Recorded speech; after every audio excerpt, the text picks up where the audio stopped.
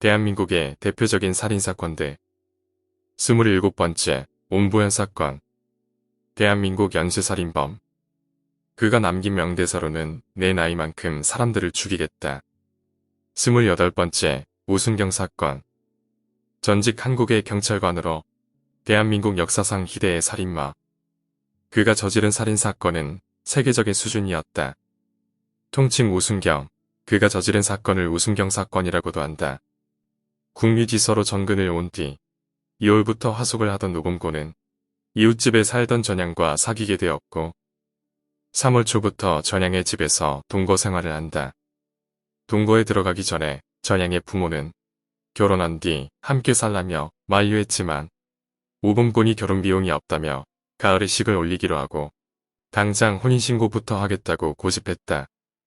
가뜩이나 집안이 가난해 늘 열등의식에 젖어있던 오범곤은 식도 올리기 전에 여자 집에 얹혀 살게 되면서 자신의 무능함에 심각한 컴플렉스를 갖게 되었다고 한다.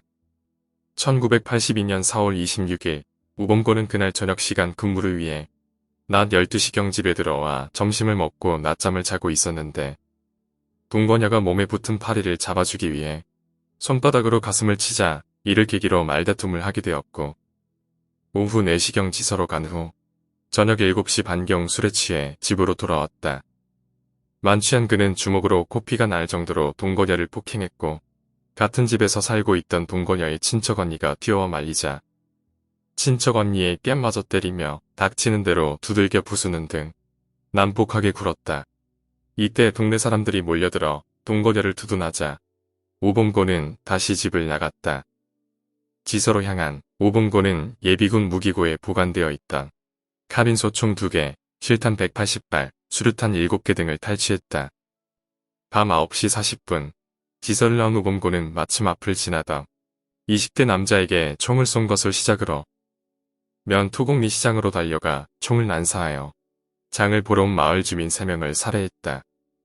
밤 9시 45분, 마을의 통신을 차단하기 위해 국유 우체국으로 가서 교환원 2명과 숙직 중이던 집배원 1명을 살해, 밤 10시 앞곡리 매실 부락으로 가서 10여 분간 총기를 마구 난사, 주민 6명을 살해했다. 밤 10시 10분 운계리 시장으로 달려가 주민 7명을 살해했다. 밤 10시 50분 상갓집에 난입하여 비상이 걸렸다고 말하고 문상객들과 어울려 10여 분간 술을 마신 뒤 갑자기 총을 난사, 12명을 살해하고 이후 불 켜진 집을 찾아다니며 총을 난사하여 이곳에서만 무려 23명을 살해했다. 다음 날인 27일 새벽 5시 35분 평촌리 마을에 다시 나타나 한 민가에 침입, 일가족 5명을 깨운 뒤 갖고 있던 수류탄 2발을 한꺼번에 터뜨려 그 자리에서 오범곤을 포함해 4명이 폭사했다. 29번째, 유명 블로거 살인사건. 블로그 슈르딩거의 고양이를 운영하던 유명 블로거 황덕화가 자신의 전처 최모 씨를 찔러 죽이고 모습을 감춘 사건. 2011년 7월 7일 오후 7시 30분쯤 황 씨는 수원시 권성구 옥반정동에 있는 자신의 부모 집에서 2년 전 이혼한 전 부인 최모 씨를 불러서 만났다. 황 씨는 재결합을 요구했으나 최모 씨가 거절하자 말다툼이 벌어졌다. 부모가 보는 앞에서 미리 준비해간 30cm의 회칼을 꺼내 6차례 찔러 숨지게 하였다. 범행 직후 그는 부모님에게 나도 죽겠다란 말을 남기고 이후 종적을 감췄다. 황 씨의 부모는 119에 신고했지만 치명상을 입은 최 씨는 경찰이 도착했을 때 이미 숨진 상태였다. 황 씨의 부모는 끔찍했던 사건이 떠올라서 얼마 동안 이 집을 떠나 있었다고 한다. 황 씨는 범행 직후 나도 죽겠다고 말한 뒤에 차를 타고 도주하였다고 한다. 그 뒤로 2달간 행방이 묘연해진다. 황 씨는 범행을 저지른 당일 오전까지 포스팅을 남기기도 할 정도로 블로그에 심취해 있었으나 블로그 역시 중단한 상태이다. 단, 사건 다음 날인 7월 8일에 트위터에 트윗을 올리기도 했다. 경찰은 칠보산 중턱에서 황 씨의 차량을 찾았지만 황 씨 본인의 흔적은 어디서도 발견할 수 없었다. 수십 명의 경찰이 며칠 동안 칠보산 주변을 샅샅이 뒤지고 주변 지인들에게도 수사를 벌였지만 황 씨의 소재는 파악하지 못했다. 은행 출금 기록이나 휴대전화 사용, 인터넷 접속 같은 기록은 전혀 보이지 않았다. 결국 수원남부경찰서는 황 씨를 지명 수배하게 된다. 이에 키 178, 등산복 차림, 고시원 거주, 블로그 운영 등의 신상 정보가 언론에 알려졌다. 경찰에서는 황 씨가 자살을 했을 가능성과 고시원에 은둔하고 있을 가능성을 모두 검토하고 있었다. 또한 너무나 생활 반응이 없다는 점에서 은둔하고 있다면 누군가 도와주는 사람이 있을 가능성이 높다고 보았다. 그러다 약 2달이 지난 2011년 9월 13일 집 인근 야산에서 황 씨로 추정되는 변사체가 발견되었다. 아마도 목을 매 자살한 것으로 보인다. 30번째 유영철 사건. 유영철은 2003년 9월부터 2004년 7월까지 20명을 연쇄살인한 범죄자이다. 참고로 연쇄살인 이전에는 수많은 범죄를 저질러왔다. 걸어다니는 교도소다. 유영철의 엽기적 범죄로 인해 사이코패스의 개념이 대중에게 알려졌다 해도 과언이 아니다. 사이코패스 판정 테스트 검사에서 40점 만점에 34점을 맞았다고 한다. 엄혜인보다 점수가 낮다. 2003년 9월 11일 전주교도소를 출소한 유영철은 13일 후 서울 강남구 신사동에서 명예교수 부부를 살해했다. 이 사건 이후 2004년 7월까지 서울 각지에서 주로 불충 노인 또는 출장 마사지 여성 등 총 21명을 살해한 혐의를 받았다. 31번째 이건규 사건. 우리나라의 연쇄살인으로 언론을 탄 최초의 연쇄살인자. 이건규 이전에 있었던 이 판능은 대양살인이었으니 좀 다르다. 대한민국 수립 후 최초의 연쇄살인자인 김대두보다 50년은 앞선다. 물론 이건규와 김대두 사이에도 연쇄살인이 없었던 건 아니지만 이건규나 김대두만큼 이름을 알린 경우는 없다고 보면 된다. 1929년 여름 한 달 간격으로 11살과 9살의 남자 어린이 2명을 성폭행하고 목을 졸라 살해하였다. 남자 어린이를 대상으로 성추행 전과가 있던 이건규가 범행 이후 종적을 감추자 지명 수배하였다. 범행 당시 39살이었던 이건규는 이미 결혼하여 아이가 5명이나 있었음에도 여자를 혐오하며 남자 어린이를 탐하였다. 그리고 원래 성격도 문제가 있어서 사소한 트러블에도 도끼를 휘두르는 미친 놈이었다. 전국을 도망다니던 이건규는 사건 발생 1년 6개월 만에 자신의 집에서 검거되었다. 그러나 1932년 12월 7일자 중앙일보 보도를 보면 이건규는 증거 불충분으로 무죄 판결을 받았고 그 이후의 자료는 확인이 되지 않고 있다. 오늘날의 시각으로 본다면 이건규는 사이코패스에 페도필리아적 성향을 가진 살인마라고 규정할 수 있을 듯하다. 그러나 당시의 관점에서는 남자 어린이를 성폭행하고 살해한다는 것을 상상하기 힘들었기 때문에 무죄 판결이 나왔을 가능성이 있다. 32번째 이윤상 유괴살인 사건. 1980년 11월 13일 당시 중학교 1학년이었던 이윤상이 유괴되어 다음날 살해된 사건. 사건으로부터 1년여가 지난 1981년 11월 30일에 범인이 체포되었다. 범인은 이윤상의 학교 체육선생인 주영영이었으며 그와 불륜 관계에 있던 여고생 2명이 종범이었다. 따라서 주영영 사건 혹은 주교사 사건으로도 불린다.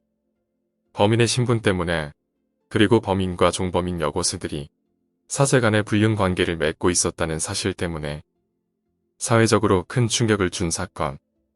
당시 서울 마포구 공덕동에 살던 이윤상은 3살 때 소아마비를 앓아 왼쪽 다리가 불편한 상태였다. 그는 1980년 11월 13일 오후 4시경 학교 체육교사인 주영영과 상담을 하러 간다고 말한 뒤 외출한 후에 유괴되었다. 그리고 그날 밤 8시에서 12시 사이에 범인으로부터 4차례의 전화가 걸려왔다. 처음에 걸려온 전화는 남자 목소리였는다. 전과자들인데 밀항자금 4천만 원이 필요하다는 내용이었다. 다음 날인 11월 14일 이윤상의 부친이 경찰에 유괴 사실을 신고하였다. 경찰은 신고 접수 직후 이윤상의 집 전화에 녹음장치를 부착하고 형사 2명이 잠복하였고 전화를 감청케 하였다. 16일 오후 6시 40분경 범인들이 이윤상의 녹음된 목소리를 들려주었다. 범인들은 4천만 원을 요구했고 2천만 원을 준비한 뒤 이윤상의 누나가 약속 장소로 나갔으나 범인들은 끝내 나타나지 않았다. 이후 범인들은 4월 6일까지 6차례의 협박 편지와 62회의 협박 전화를 했다.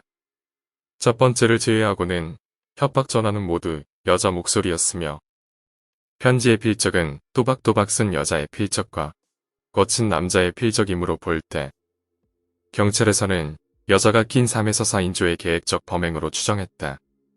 범인들은 5번째 편지에서 이윤상이 교통사고를 당했으며 아직 살아있다고 전하기도 했다.